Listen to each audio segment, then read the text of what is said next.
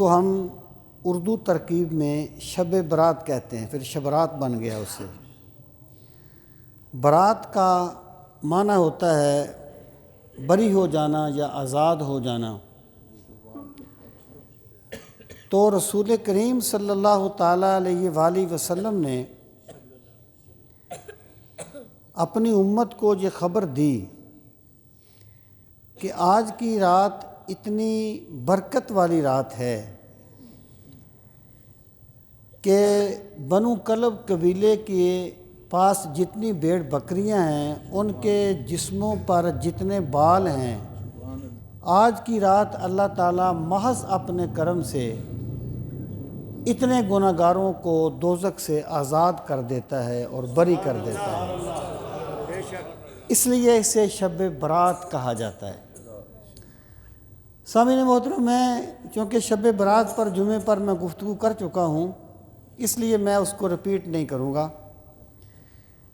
اس بابرکت رات کو لیلۃ التوبہ بھی کہا جاتا ہے، توبہ کی رات۔ آج میں یہ عرض کرنا چاہتا ہوں کہ توبہ کیا چیز ہے، اس کی اصل کیا ہے، اس کے متعلقات کیا ہیں۔ اس کی وجہ یہ ہے کہ یہ جو رات ہے نا، یہ ایسی بابرکت رات ہے جس میں اللہ تعالیٰ جو اللہ تعالیٰ سے مغفرت کا سوال کرتا ہے، میرا خدا اسے مغفرت عطا فرماتا ہے۔ اور رسول کریم علیہ الصلوۃ والسلام نے فرمایا، اللہ تعالیٰ کی رحمت پکارتی ہے، حل من مستغفر اغفر لہ، کوئی ہے مجھ سے بخشش مانگنے والا کہ میں اسے بخش دوں، کوئی ہے مجھ سے رزق کا سوال کرنے والا کہ میں اسے رزق دوں، اور کوئی ہے میری رحمتوں کا طالب کہ میں اس کے دامن کو اپنی رحمتوں سے بھر دوں۔ مالا جپوں نہ نام لوں، مکھ سے جپوں نہ رام، رام ہمارے کو جپے اور ہم کریں بس رام۔ یعنی اللہ کی رحمت پکارتی رہے اور بندہ اللہ کی رحمت کا سائل نہ بنے تو یہ اللہ تعالیٰ کی رحمت کی قدردانی کے خلاف ہے۔ سامعین محترم،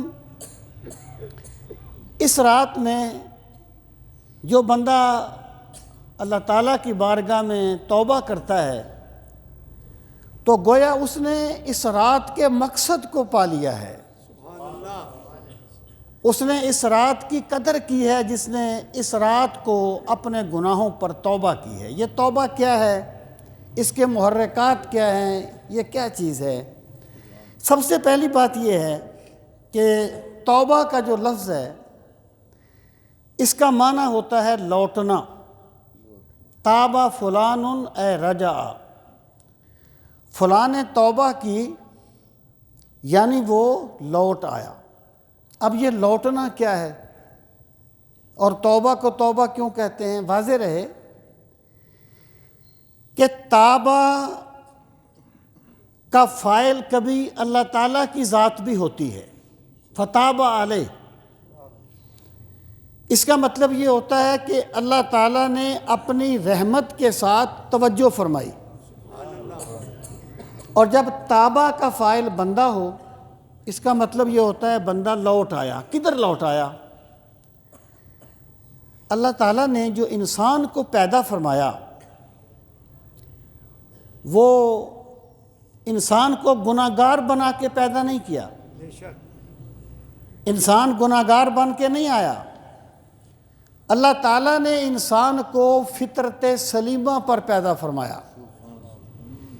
فطرت سلیمہ کیا ہے کہ قرآن مجید میں جو کچھ کہا گیا ہے، اگر ایک بندے کو دنیا جہان سے الگ رکھا جائے تو قرآن مجید کا ہر حکم اس کے لیے اتنا اٹریکٹیو ہوگا اور اتنی کشش ہوگی جیسے ایک بچہ بھاگ کے اپنی ماں کی طرف جاتا ہے تو بندہ بھاگ کے مولا کے حکم کی تعمیل کی طرف جائے گا۔ یعنی اللہ تعالیٰ نے انسان کو پیدا کیا اپنی محبت کا چراغ اس کے سینے میں روشن کر کے. ما من مولود الا یولد علی الفطرہ فابواہ یحودانہ او یمجسانہ او ینصرانہ. ہر بندے کو فطرت اسلام پہ پیدا کیا. اب کیا ہوا؟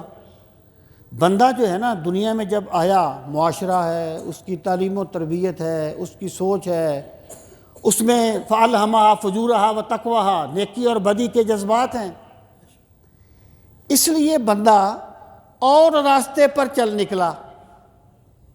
اللہ نے اسے پیدا کیا تھا اس کے دل میں اپنی محبت کا چراغ روشن کر کے. الستو بربکم، کیا میں تمہارا رب نہیں ہوں؟ اللہ تعالیٰ نے پیدا کیا اپنی محبت اس کے دل میں روشن کر کے. جب بندہ آیا تو ماحول، معاشرہ اس کو دوسری طرف لے گیا. اب جب بندے کو کسی طرح اپنا غلط راستہ چھوڑ کے اپنے مولا کی طرف رجوع کرنے کی سعادت مل جائے تو اس نے توبہ کر لی. یعنی جو اللہ کی بندگی کا راستہ چھوڑ کے بندہ دوسری طرف نکل گیا تھا، بندہ اسے چھوڑ کے اپنے رب کی طرف پلٹ آیا. اس کو کہتے ہیں بندے نے توبہ کی. یعنی بندہ لوٹ آیا اپنے رب کی طرف، کیونکہ اللہ تعالیٰ نے اسے اسی فطرت پر پیدا کیا تھا. سامعین محترم، اب جو توبہ ہے اس کا محرک کیا ہے؟ توبہ کس طریقے سے بندہ کرتا ہے؟ سب سے پہلی بات یہ ہے کہ بندہ سوچے، احساس کرے کہ نہ جانے کون سی قبر رات کی قبر ہو جائے، کون سی رات قبر کی رات ہو جائے، اور کب مجھے رب کے حضور پہنچا دیا جائے. شیخ جی کو فکر تھی ایک ایک کے 10 کیجئے، اور حکم آپ پہنچا کہ حضرت جان واپس کیجئے. نہ جانے کس گلی میں زندگی کی شام ہو جائے. اگر بندے کے دل میں یہ بات بیٹھ جائے کہ میں جس ڈگر پہ چل رہا ہوں، اگر آج میں اپنے رب کے حضور پہنچ گیا تو کیا ہوگا، تو بندہ سرکشی کا راستہ چھوڑ کے بندگی کا راستہ اختیار کر لیتا ہے. یہ توبہ کا محرک ہے. غور کرنا، بندہ ہمیشہ دنیا کے منصوبوں پر ہی غور نہ کرے، کبھی قبر کے منصوبوں کو بھی سوچ لیا کرے. وہ ایک صاحب نے کہا کہ ہر والد یہ کہتا ہے کہ میرے بچوں کا مستقبل بہتر ہو، اور وہ اپنی استطاعت سے بڑھ کے کوشش کرتا ہے ان کا مستقبل بہتر کرنے کے لیے. اس نے کہا کبھی سوچا کہ والد کی مستقبل سے مراد کیا ہوتی ہے؟ اس کی مستقبل سے مراد صرف اپنے بچے کی معاشی حالت ہوتی ہے. نہ وہ یہ سوچتا ہے کہ میرے بچے کے اخلاقیات بہتر ہو جائیں، نہ یہ سوچتا ہے کہ میرے بچے کی آخرت سنور جائے، نہ یہ سوچتا ہے کہ میرا بچہ اپنے رب کی بندگی کا راستہ اختیار کر لے. تو بندے کی کمزوری کیا ہے کہ وہ صرف معاش کو ہی سمجھتا ہے کہ اس کا مستقبل بہتر ہو جائے. بندہ منصوبے بہت کرتا ہے، کرنے چاہیے، زندگی ہے. وہ کسی صوفی نے کہا تھا نا کہ جب تو کوئی دنیا، غور کرنا صوفی کی بات پہ، بڑے لوگوں کی باتیں بڑی ہوتی ہیں. اس نے کہا کہ جب تو نے کوئی دنیا کا کام کرنا ہے نا تو اس طرح کر کہ تو نے ہمیشہ اسی دنیا میں رہنا ہے. اتنی پختگی سے کر، اتنی پختگی سے کر کہ تو نے ہمیشہ یہاں رہنا ہے. اور جب تو نماز پڑھے تو یہ سوچ لے شاید یہ میری زندگی کی آخری نماز ہو. بندہ کبھی سوچے تو صحیح کہ میں کیا کرتا ہوں. تو یہ جو فکر آخرت ہے نا، یہ توبہ کا محرک بنتی ہے. یہ بندے کو توبہ کا جذبہ پیدا کرتی ہے. اور دوسری چیز کیا ہے کہ بندہ رب کی رحمتوں کو یاد کرے کہ پروردگار عالم تو نے مجھے کتنا نوازا، تو نے مجھ پہ کتنا کرم کیا کہ میں اپنی ماں کے پیٹ میں تہ در تہ جھلیوں میں بند تھا، میرے کریم رب تو وہاں بھی میرا رزق پہنچاتا رہا۔ میرے مالک تو نے مجھ پہ اتنے کرم کیے کہ گنتی کے عدد ختم ہو جاتے ہیں، تیری رحمتیں ختم نہیں ہوتی۔ شیخ سعدی نے کہا تھا کہ جب بندہ ایک مرتبہ سانس لیتا ہے نا تو اس پر اللہ تعالیٰ کی 2 رحمتیں ہوتی ہیں۔ سانس لیتا ہے تو اندر سے پاک ہوا، باہر سے پاک ہوا اس کے پیٹ میں جاتی ہے جس سے اس کی زندگی برقرار رہتی ہے، اور اندر سے گندی ہوا باہر آتی ہے جس سے اس کی زندگی برقرار رہتی ہے۔ بندے جب تو ایک مرتبہ سانس لیتا ہے نا تو تب لیتا ہے جب تیرا رب تجھ پہ 2 مرتبہ رحمت فرماتا ہے۔ تو بندہ سوچے تو صحیح کہ میرے رب نے مجھے کتنا نوازا اور میں اسی کی نافرمانی کرتا رہا۔ جب اس کے دل میں اللہ کی رحمت اور اپنے رویے کا تقابل کر کے شرمندگی پیدا ہوگی تب اس میں توبہ کا جذبہ پیدا ہوگا۔ سامعین محترم، اب ذرا آپ ایک اور چیز پہ غور فرمائیں۔ اللہ رب العزت نے یہاں توبہ کا ذکر فرمایا نا، فرمایا الا من تاب، پہلے کچھ گناہوں کا ذکر ہے کہ ہم ان کو یہ سزا دیں گے، پھر فرمایا مگر وہ شخص جس نے توبہ کی وہ آمنا اور ایمان لایا۔ توبہ کی اور ایمان، حالانکہ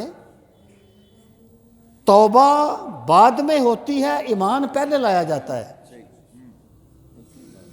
یعنی توبہ بعد میں ہوتی ہے، ایمان کا درجہ پہلے ہے۔ تو توبہ بندہ بعد میں، یہاں اللہ پاک نے توبہ کا ذکر پہلے فرمایا، ایمان کا بعد میں۔ الا من تاب وآمن، یہ جو واو ہے نا، واو یہ حالت کو بیان کرتی ہے۔ اس کا مطلب کیا ہے؟ میں نے عرض کیا تابہ کا معنی ہے لوٹنا۔ اب اللہ کی طرف تو ہر مذہب لوٹتا ہے نا اپنے اپنے خیال کے مطابق۔ تقابل ادیان میں ایک بات ہوتی ہے وحدت ادیان، وہ کہتے ہیں کہ تمام ادیان کی اصل ایک ہے۔ وجہ کیا ہے؟ جب اللہ تعالیٰ نے عالم ارواح میں انسان سے عہد لیا، الستُ بربکم، کیا میں تمہارا رب نہیں ہوں؟ بندوں نے کہا پروردگار کیوں نہیں، تو ہمارا رب ہے۔ اب جب اللہ تعالیٰ نے انسان کی روح میں اپنی ربوبیت کا چراغ روشن کر دیا، اپنی محبت کا، تو بندہ دنیا میں آ گیا۔ اس نے کہا وہ رب کہاں ہے جس کو میں مان کے آیا ہوں؟ اس میں رب کی تلاش پیدا ہو گئی۔ اب کسی بندے نے محض عقل سے خدا کو تلاش کرنا چاہا، وہ دہریہ بن گیا۔ کسی بندے نے یہودیت میں رب کو تلاش کرنا چاہا، کسی نے ہندو مت میں اس ذات کو تلاش کرنا چاہا۔ لیکن حقیقت یہ ہے کہ صرف محنت بندے کو کامیاب نہیں کرتی جب تک کام کرنے کا طریقہ صحیح نہ ہو۔ صرف محنت کافی نہیں ہوتی۔ اللہ نے دیکھنے کے لیے آنکھ بنائی ہے اور سننے کے لیے کان بنائے ہیں۔ اب اگر ایک بندہ جتنی بھی کوشش کر لے کہ وہ آنکھ سے سنے اور کان سے دیکھے، ایسا ہو نہیں سکے گا۔ اللہ نے ایک طریقہ بتا دیا کامیابی کا، تو الا من تاب وآمن، اس کا مطلب یہ ہے لوگوں میری بارگاہ کی طرف رجوع تو سارے مذاہب اپنے اپنے خیال کے مطابق کرتے ہیں، لیکن میں اس کے رجوع کو قبول کرتا ہوں جو محمد عربی پر ایمان لا کے توبہ کرتا ہے۔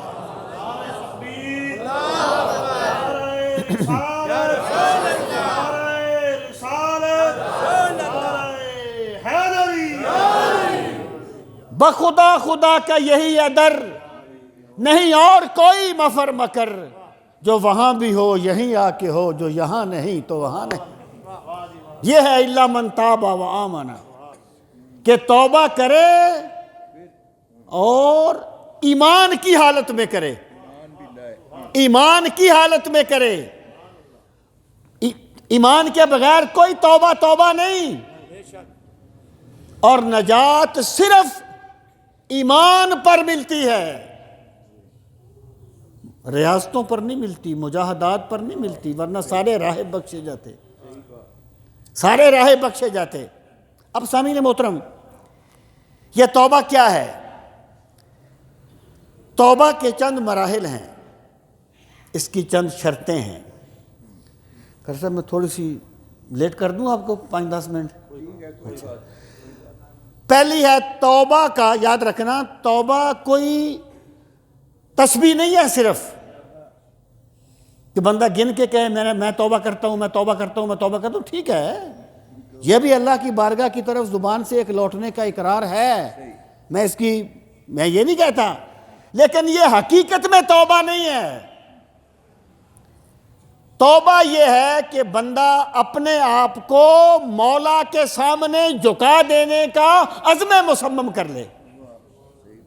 اس کا پہلا مرحلہ ہے الندم، ندامت، کہ بندہ اپنے رویے پر شرمندہ ہو جائے، وہ سوچے میرے رب نے مجھ پہ کتنا کرم کیا۔ ایک امام غزالی نے کیمیائے سعادت میں لکھا ہے،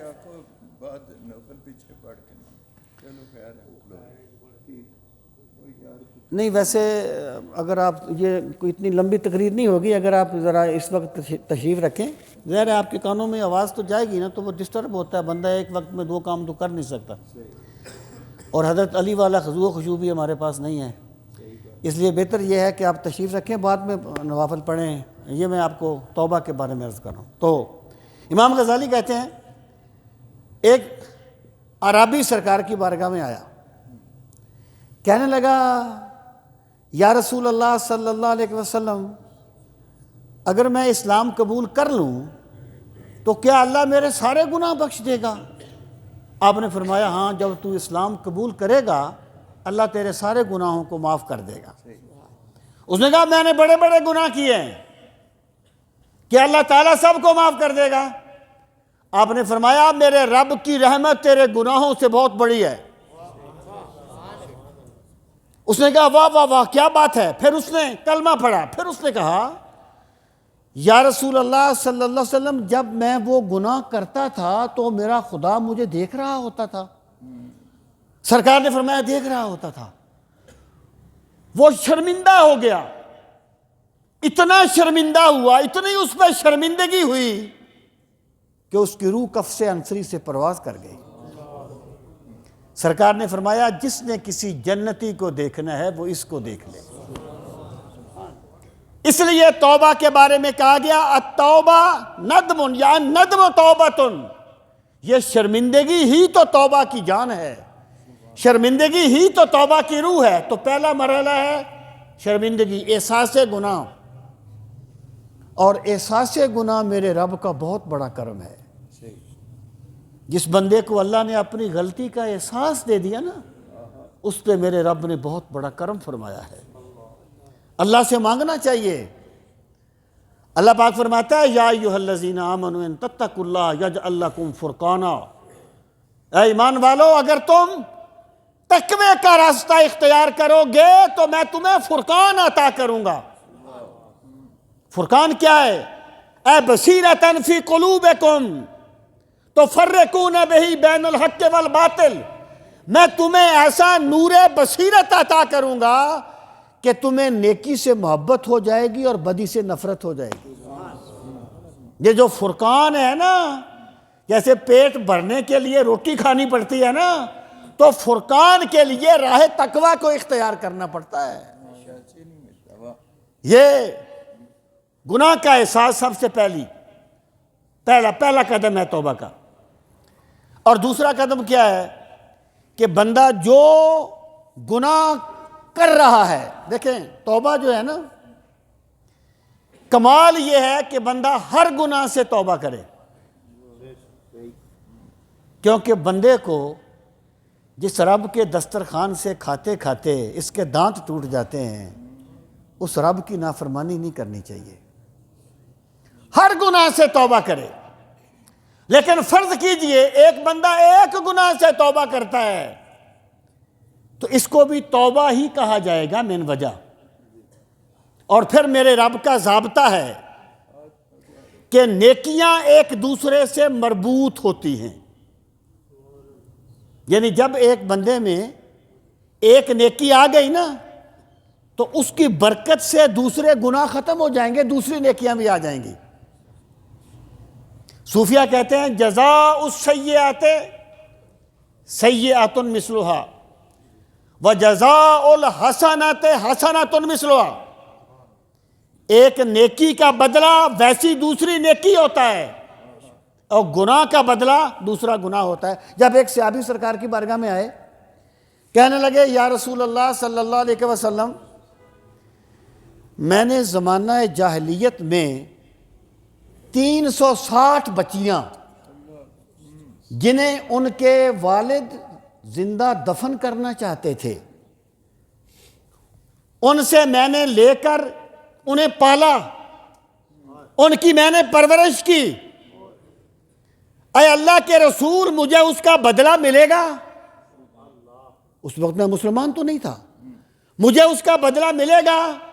تو سرکار نے فرمایا تجھے اللہ نے بدلہ تو دے دیا، تجھے اسلام قبول کرنے کی توفیق دے دی۔ تو اگر بندہ کسی ایک گناہ پر بھی توبہ کرتا ہے نا تو اس کی برکت سے دوسرے گناہ ختم ہو جاتے ہیں۔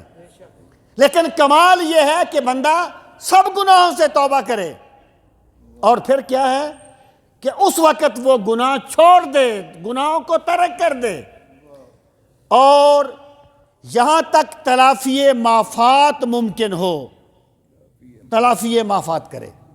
یعنی یہ نہیں ہے کہ ایک بندے کے پیسے مار لیے بعد میں کہے میں نے توبہ کر لی ہے، اس کے پیسے تو دینے پڑیں گے نا۔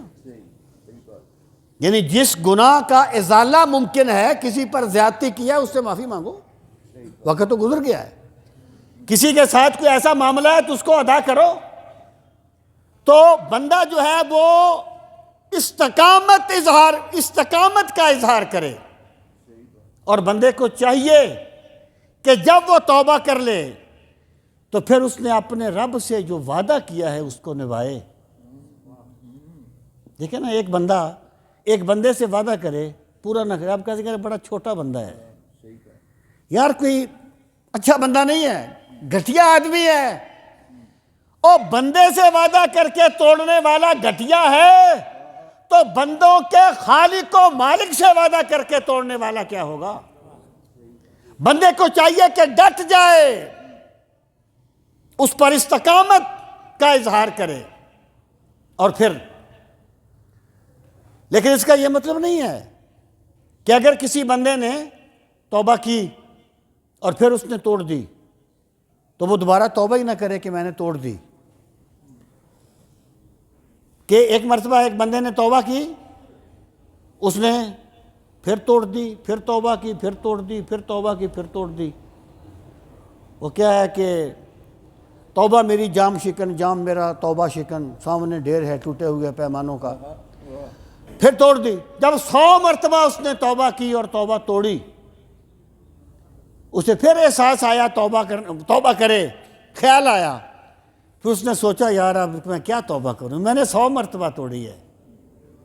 غیب کی طرف سے آواز آئی کہ بندے تو نے 100 مرتبہ توبہ کی، میں نے قبول کی، تو توبہ کر کے توڑتا رہا، یہ تیرا ظرف تھا، میں تیری توبہ کو قبول کرتا رہا، یہ میری شان تھی، تو اب بھی توبہ کر کے میری بارگاہ میں آ جا، میں تیری توبہ کو قبول کروں گا۔ اللہ اپنے بندے کو کبھی مایوس نہیں کرتا، اللہ اپنے بندے کو کبھی ٹھکراتا نہیں ہے، بشرطے کہ بندہ کبھی طالب ہو کے اس کی بارگاہ میں آئے تو صحیح، کبھی وہ فارمیلٹیز کے چکر سے نکلے تو صحیح، کبھی وہ شرمندہ ہو کے آئے تو صحیح اللہ کی بارگاہ میں۔ حدیث پاک میں آتا ہے کہ جب شیطان کو اللہ تعالیٰ نے راندہ درگاہ کیا تو وہ شرمندہ نہیں ہوا۔ حضرت آدم علیہ الصلوۃ والسلام سے نسیاناً وہ کام ہوا تھا، نسیاناً۔ قرآن نے کہا فَنَسِیَ وَلَمْ نَجِدْ لَهُ عَزْمًا، بھول گئے تھے، ہم نے ان کا ارادہ نہیں پایا تھا، اس کے باوجود رو رو کے دریا بہا دیے تھے۔ شیطان شرمندہ نہیں ہوا، گناہ کر کے اس پہ ڈٹ جانا یہ شیطانیت ہے۔ اس نے کہا پروردگار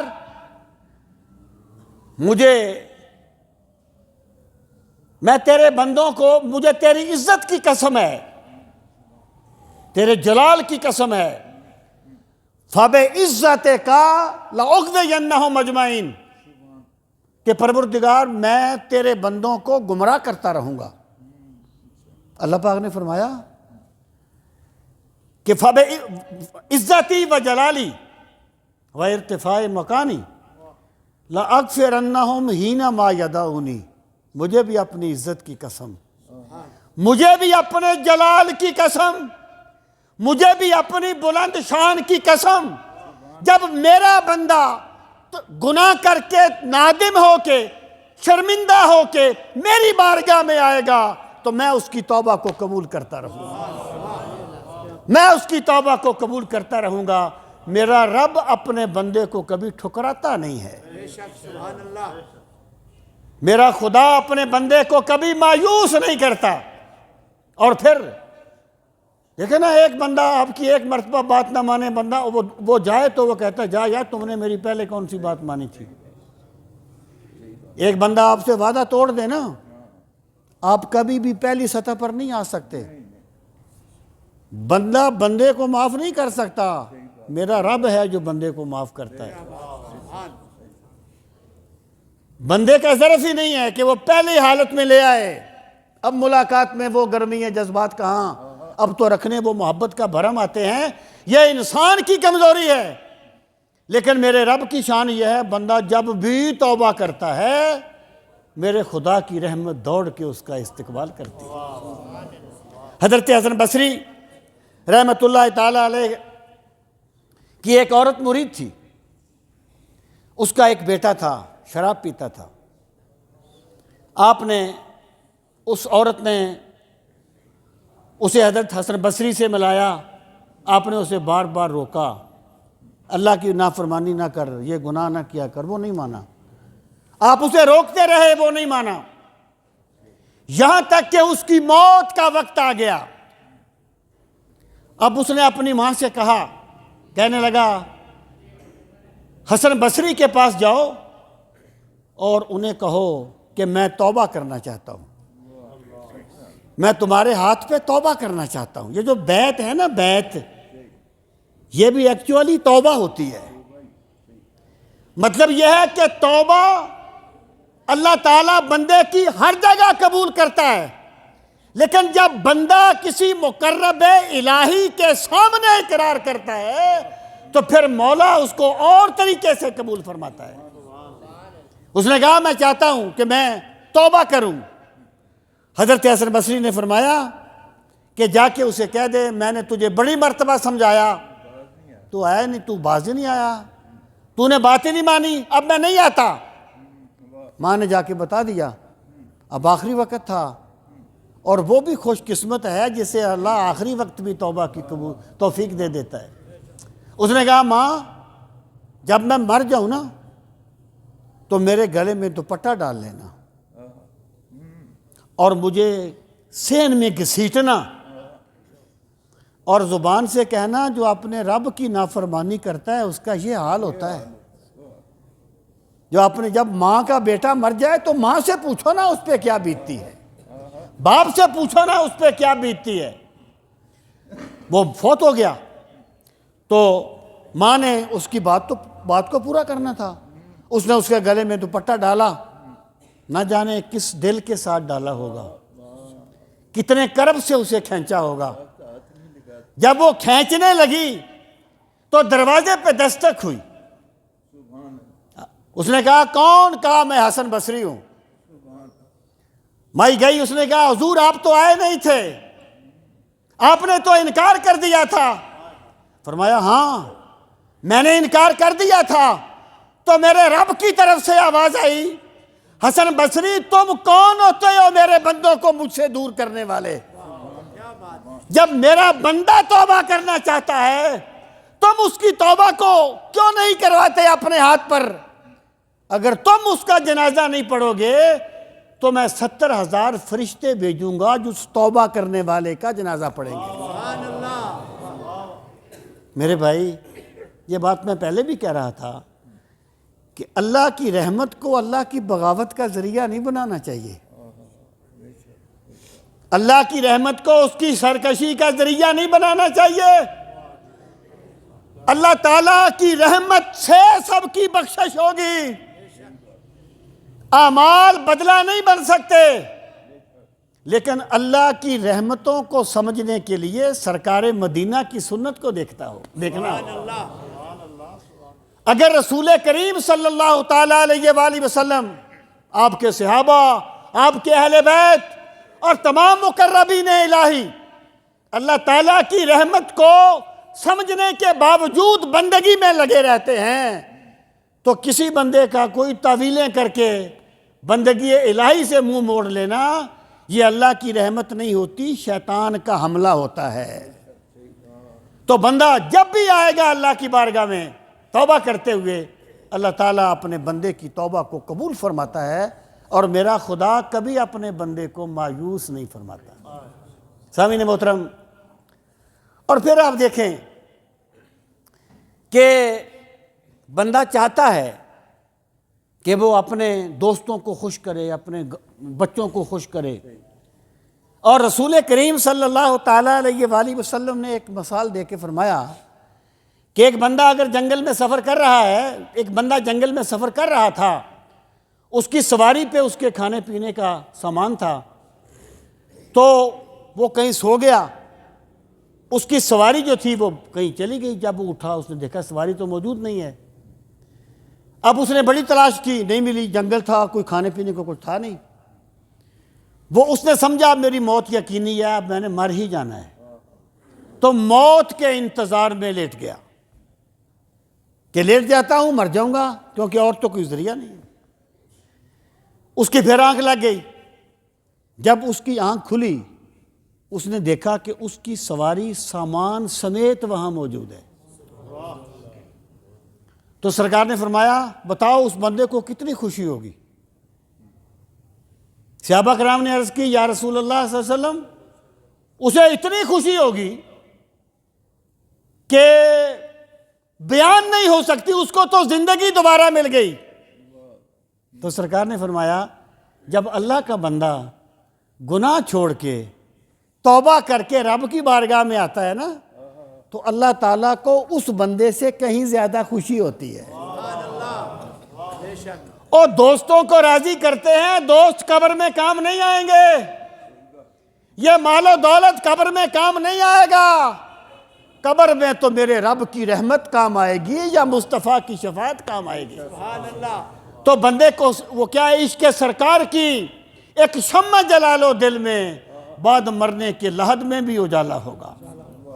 تو ہمیں چاہیے کہ وہ سامان کریں جس سے ہمارا رب خوش ہو، اور وہ کیا ہے کہ بندہ عزم مصمم کرے کہ میں اللہ تعالیٰ کی نافرمانی نہیں کروں گا، مجھ سے جو پہلے غلطیاں ہو گئی وہ ہو گئی، اب میں اپنے رب کی بندگی کرتا رہوں گا۔ جب بندہ توبہ کر لے گا تو پھر میرا رب اس کے سابقہ جو گناہ ہوتے ہیں جن کا تعلق حقوق اللہ سے ہوتا ہے اللہ تعالیٰ انہیں معاف فرما دیتا ہے۔ سامعین محترم، میں اور مباحث میں نہیں جانا چاہتا، اب ذرا آیت کے جملوں پر غور کر لیں۔ اللہ پاک نے فرمایا من تاب وآمن وعمل صالحا، کہ جس نے توبہ کی، کیسے کی؟ وآمن حالت ایمان میں۔ آج کل یہ بھی ایک بڑا بنا ہوا ہے ٹرینڈ کہ جی بس نجات کے لیے صرف اللہ تعالیٰ پر ایمان لانا کافی ہے، ایمان بالرسالت کی ضرورت نہیں ہے، تمام مذاہب بخشے جائیں گے۔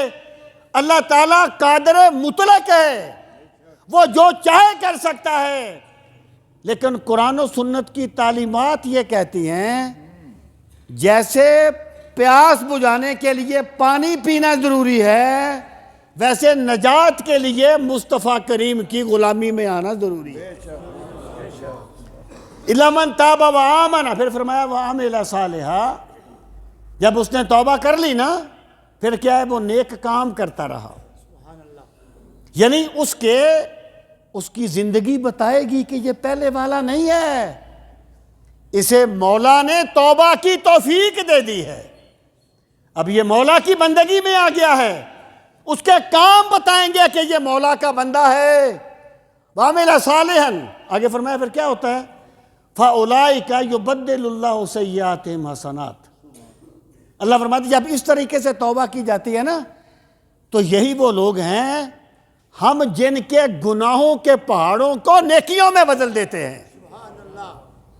وہ حدیث پاک میں آتے ہیں نا، سب سے آخری بندہ جو جنت میں جائے گا، اللہ پاک اسے بلائے گا، اللہ پاک فرمائے گا تو نے فلاں گناہ کیا تھا، وہ کہے گا ہاں پروردگار، وہ ڈر جائے گا، کہے گا یا اللہ کیا تھا، اللہ پاک فرمائے گا اس کے گناہ کو نیکی میں بدل دو، پھر وہ اللہ تعالیٰ تو نے فلاں گناہ بھی کیا گیا، وہ پھر ڈر جائے گا، اللہ پاک پھر فرمائے گا اس کے گناہ کو نیکی میں بدل دو۔ جب اللہ پاک اس طرح فرمائے گا نا پھر اللہ پاک خاموشی اختیار کرے گا، وہ بندہ کہے گا یا اللہ میں نے وہ فلاں بھی بہت بڑا گناہ کیا تھا، اس کا تو ذکر ہی نہیں کر رہا، تو اس کی بات سن کے اللہ تعالیٰ مسکرا پڑے گا، یہ ہے یبدل اللہ سیئاتہم حسنات، میرا خدا صرف معاف نہیں کرتا الٹا نیکیوں میں بدل دیتا ہے۔ وَقَانَ اللَّهُ غَفُورًا رَحِيمًا، اور اللہ تعالیٰ تو ہے ہی بخشنے والا، وہ تو ہے ہی رحم فرمانے والا۔ حضرت پیر میرے علی شاہ صاحب گولڑوی رحمۃ اللہ تعالیٰ علیہ کے ملفوظات میں ہے کہ حضرت مخدوم جہانیہ جہان گشت رحمۃ اللہ تعالیٰ علیہ فرماتے ہیں ایک مرتبہ میں نے دیکھا ایک بچھو بڑا تیز دوڑ رہا ہے۔ یہ جو اللہ کے بندے ہوتے ہیں نا یہ خدائی میں خدا کے جلوے دیکھتے ہیں، یہ خدائی کو ڈنگروں کی طرح نہیں دیکھتے، خدائی میں خدا کے جلووں کو موجود پاتے ہیں۔ کہتے ہیں میں نے سوچا میں دیکھوں تو صحیح کیا وجہ ہے، کہتے ہیں وہ چل پڑے اس کے پیچھے، میں چل پڑا اس کے پیچھے، آگے گیا تھوڑا سا پانی آیا، بچھو اس کے آگے گزر گیا، آگے ایک بندہ تھا شراب کے نشے میں دھت پڑا تھا، شراب کی بوتل پاس پڑی تھی اور ایک سانپ اسے ڈنگ مارنے کے لیے اپنا سر اٹھائے ہوئے تھا، بچھو نے سانپ کو ڈنگ مارا، سانپ مر گیا، بچھو واپس آ گیا۔ میں نے کہا مولا تیری تو ہی جانتا ہے، یہ تو شرابی ہے، تو نے کس طرح اس کی حفاظت فرمائی؟ تو آواز آئی مخدوم اگر نیک میرے ہیں تو بد بھی میرے ہیں۔ حضرت داؤد سے فرمایا کہ میں بندوں کی واپسی کا انتظار کر رہا ہوں، اگر بندوں کو پتہ چل جائے کہ میں کس محبت سے ان کی واپسی کا انتظار کر رہا ہوں تو بندوں کے دل ان کے سینوں میں پھٹ جائیں۔ تو سامعین محترم، نہ جانے کس گلی میں زندگی کی شام ہو جائے، آئیے یہ توبہ کی رات ہے، استغفار کی رات ہے، ہم اپنے رب سے توبہ کا سوال کرتے ہیں، استغفار کا سوال کرتے ہیں اور اللہ تعالیٰ کی بندگی کا عزم مصمم کرتے ہیں۔ اللہ تعالیٰ ہم سب کو دین کا فہم سے، میں ایک مرتبہ دعا کر دیتا ہوں، اس کے بعد یہ پروگرام جاری رہے گا۔ جی دعا فرما۔ الحمدللہ رب العالمین والعاقبۃ للمتقین، الصلاۃ والسلام علی سید المرسلین وعلی آلہ واصحابہ اجمعین۔ ربنا آتنا فی الدنیا حسنۃ وفی الآخرۃ حسنۃ وقنا عذاب النار۔ ربنا لا تزغ قلوبنا بعد إذ هديتنا وهب لنا من لدنك رحمة إنك أنت الوهاب واعف عنا واغفر لنا وارحمنا أنت مولانا فانصرنا على القوم الكافرين۔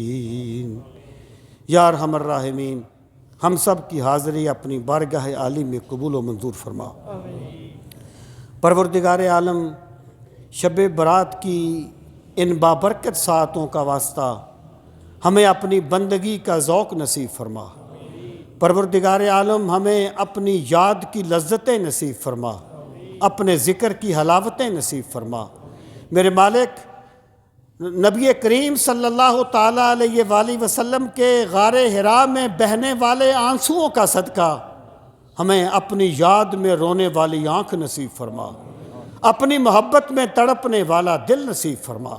یا اکرم الاکرمین، اپنی بے پناہ کرم کا واسطہ ہمارے دلوں سے غفلت کے پردوں کو چاک فرما۔ میرے مالک، اپنی بے پناہ رحمتوں کا واسطہ ہمیں زندگی کے قدم قدم پر اپنی رضا کا طالب بنا دے۔ یا اکرم الاکرمین، ہمیں قرآن کریم کی تلاوت کی حلاوتیں نصیب فرما، اپنی یاد کی لذتیں نصیب فرما، اپنے ذکر کی حلاوتیں نصیب فرما۔ یا اکرم الاکرمین، ہم سب کو نبی کریم صلی اللہ تعالیٰ علیہ وآلہ وسلم کی سچی غلامی نصیب فرما، ہمیں رسول کریم علیہ السلام کی سنت کی حلاوتیں نصیب فرما، اتباع نبوی کی چاشنی نصیب فرما۔